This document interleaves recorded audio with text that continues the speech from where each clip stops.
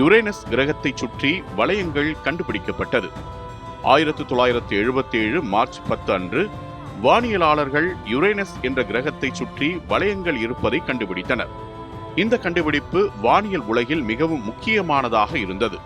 இதற்கு முன்பு வளையங்கள் உள்ள கிரகம் என்றால் பெரும்பாலும் சாட்டர்ன் மட்டும்தான் என்று விஞ்ஞானிகள் நினைத்தனர். இந்த வளையங்கள் தற்செயலாகவே கண்டுபிடிக்கப்பட்டன. வானியலாளர்கள் ஒரு தொலைதூர நட்சத்திரத்தை யுரேனஸ் மறைக்கும் நிகழ்வை ஆய்வு செய்து கொண்டிருந்தனர். அந்த நேரத்தில் நட்சத்திர ஒளி பலமுறை மங்கியது. இதனால் அந்த கிரகத்தை சுற்றி வளையங்கள் இருக்கலாம் என்று அவர்கள் உணர்ந்தனர். பின்னர் மேற்கொண்ட ஆய்வுகள் மூலம் யுரேனஸ் கிரகத்தை சுற்றி பல மெல்லிய வளையங்கள் இருப்பது உறுதி செய்யப்பட்டது. இவை பனி, கற்கள் மற்றும் தூசி போன்ற சிறிய துகள்களால் ஆனவை. இந்த வளையங்கள் சேட்டன் வளையங்களைப் போல பிரகாசமாக இல்லாமல் மிகவும் மங்கலாக இருக்கின்றன. 1986 ஆண்டு வாயேஜர் 2 விண்கலம் யுரேனஸ் அருகே சென்றபோது அதன் வளையங்களை மேலும் தெளிவாக படம் எடுத்தது.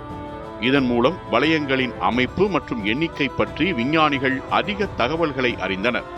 இந்த கண்டுபிடிப்பு சூரிய குடும்பத்தை பற்றிய விஞ்ஞானிகளின் புரிதலை மாற்றியது. இதனால் மற்ற கிரகங்களுக்கும் வளையங்கள் இருக்கலாம் என்று ஆராய்ச்சிகள் தொடங்கின.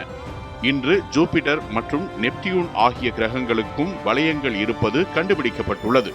இது வானியல் ஆய்வில் முக்கியமான முன்னேற்றமாக கருதப்படுகிறது.